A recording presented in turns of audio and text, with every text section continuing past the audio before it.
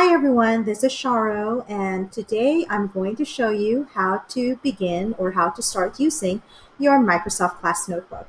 So as you can see on my screen, I am already logged in my Microsoft apps and tools using, again, either accessing it via the Launchpad, which is your EPISD Plaza or ClassLink, or using the ever old and tried and true my.episd.org. So as I am looking at my desktop right now, so you can see here the symbol or the icon that I use or that identifies Class Notebook, and that is the one that we're going to go into. So I'm going to go ahead and click that. And once I click that, it's going to open another tab in my browser, and I'm using Chrome, by the way, as my internet browser. It just works, perfect with the everyday things that I do. So if this is your first time to create or use OneNote, which is the same as your Microsoft OneNote class notebook, you can create a class notebook by clicking this choice right here.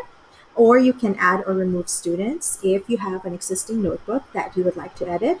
You can also add or remove teachers if you're collaborating with teachers in your grade level or in your content area, or you're collaborating vertically. You can add or remove teachers as part of your Microsoft OneNote class notebook. You can also manage your notebooks, whether you are to archive them or to download them or to copy them or duplicate them for whatever use that you may see fit. So this one I'm going to choose would be create a class notebook. So I'm going to go ahead and click that. And once I click that, it's going to give me a choice. So pretty intuitive. Microsoft Technologies guides you through the process. So it's going to ask you what's the name of your class. So as an example, I'm going to go ahead and name this as my sixth grade mathematics class. Okay. So this will be my class notebook. I'm looking at my sixth grade math class, and I'm going to add this is my first period. Okay. So if I'm teaching 6 periods of mathematics, I would probably would like to separate each of my class notebooks just to make sure that I have the right kids per class period, and that is just my choice. Now, if you're teaching elementary, then you might want to think and plan ahead as to how you're going to organize your digital or your class notebooks. The same way with also with high school. So I'm going to click next. And the next thing it's going to tell me would be great. We'll create your sixth grade mathematics class first period. And it's telling me here's what will be inside. So you can see as I zoom in, it's my notebook will compose of or consist of a collaboration space. So that collaboration space will allow students and myself, and if I have teachers as collaborators or co-teachers as collaborators, then we can all work together in that collaboration space. Right across, it will tell you that teacher can edit the content as well as the student. Then the next thing that is available here would be your content library. So the content library is where I, as a teacher, would be publishing course materials to students. So this could be attached files, this could be images, any other digital resources that I would like for the students to access or to use. It could be PowerPoint slides, it could be spreadsheets, it could be Word documents, and so just a different types of files that I would like to share with my students. Now, only the teacher can edit the content, and also your co-teachers, right? As long as they're collaborators in your notebook. Now, students can only view the content. However, they have the ability to download the stuff from your content library. There's also going to be a teacher only section, and this one is a private space just for teachers. So only teachers can edit the content and students cannot view the content, which is pretty cool because if we're planning, me and my colleagues are planning lesson designing, unit designing, then we can store it in that section and only us teachers will be able to see it. Then last but not the least would be your student notebooks, and this is a private space for each student. So what does this mean? This means that the teacher, me and my co-teachers can edit the content. We can also drop some resources, digital resources on specific notebooks of students if they need that additional help or for some differentiation or scaffolding that they need. Students also can edit his or her own content, but they cannot view other students' notebooks. So only they can only see their own notebooks, which is pretty neat. So that will prevent students playing around other students' notebooks. So I'm going to click next here.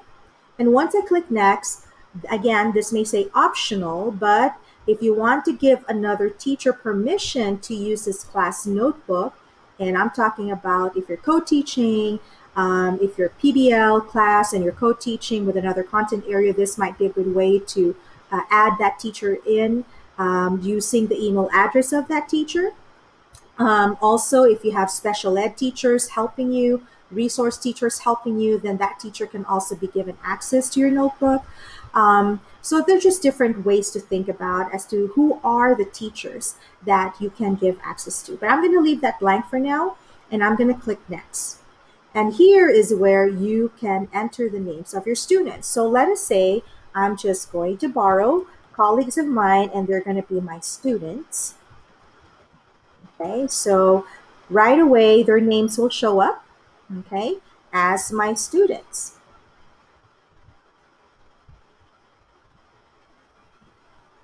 So I'm choosing who they are. There you go. And of course, the more unique their names are, the better it will be because it's going to be easier to find them in the system. So if I would recommend have the list of the roster list of your students, and then with their email addresses, so that when you start copying and loading them up here in this particular portion, it will be easier and faster. Okay. All right. So I'm going to click next. So for example, these three are my students. I'm going to click next. And now what should be inside each student's private space, inside their class notebook, in their own notebooks? Instead of handouts, maybe I can call them as resources, right? Because they're not just handouts. And I'm going to leave class notes. Instead of homework, I prefer to use the word assignments. And instead of quizzes, I can just make it as my assessments. Okay. Now I can also add another section in there. And even though, let's say I'm using mathematics, I was a math teacher before, I still want to encourage students to do journal writing. So I'm going to add here journal writing as another section. And you can keep on adding sections later on, even when you are in the notebook conducting classes. If you want to push out a certain section to all of your students, you can still do that. So I'm going to click next from here. And so it's giving me a preview as to, based on a teacher's notebook view, how it's going to look like. So I have here my 6th grade math title, my welcome page, my collaboration space, content library, teacher only section, remember that one? And then these are my students, and under each name would be their notebooks. And let's take a look how it looks on their end by clicking on student's notebook. So here's an example. This is what a student can see. Once I release this, they'll see the welcome page. They'll of course see the collaboration space. They will see the content library, and under their name would be the different sections that I've already created, and it's going to be pushed out into their notebook. So they're going to have all of these wonderful notebooks in there as part of their notebook. So I'm going to click create. And once I click create, it's setting up. One class notebook is setting up. And just give it a few minutes to load, depending, of course, on your bandwidth. And then once it loads up, there you go. It's going to give you a choice. Either you open OneNote from your app, okay? If you have OneNote downloaded already in your computer, then you can click open in OneNote, okay? And that will open OneNote application if it is already installed successfully in your laptop. So before you choose this, you just might want to make sure that that the OneNote notebook is downloaded and installed in your computer. The next thing is open in OneNote Online. And this one would just be web-based, which is perfectly fine. I use this all the time.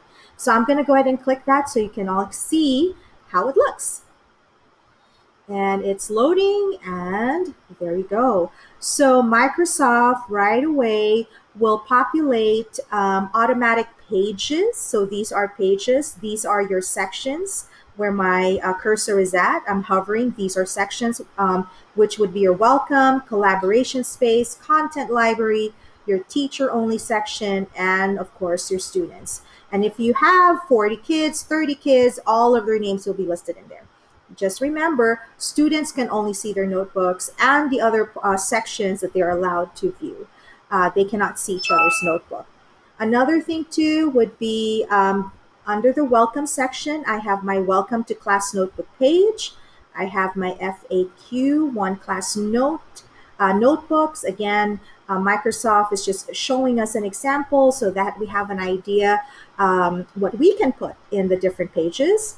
Again, these are just suggestions. You don't have to keep them. You can delete them. Or if you want to use this and springboard from here, you can do that as well. So this one also a little explanation and what are the different ways for you to use your class notebook. So that's pretty much how easy it is to set up your Microsoft Class notebook. In my next video, I'm gonna go ahead and dive deeper in the different sections and pages of the notebook, as well as its features. Thank you for watching.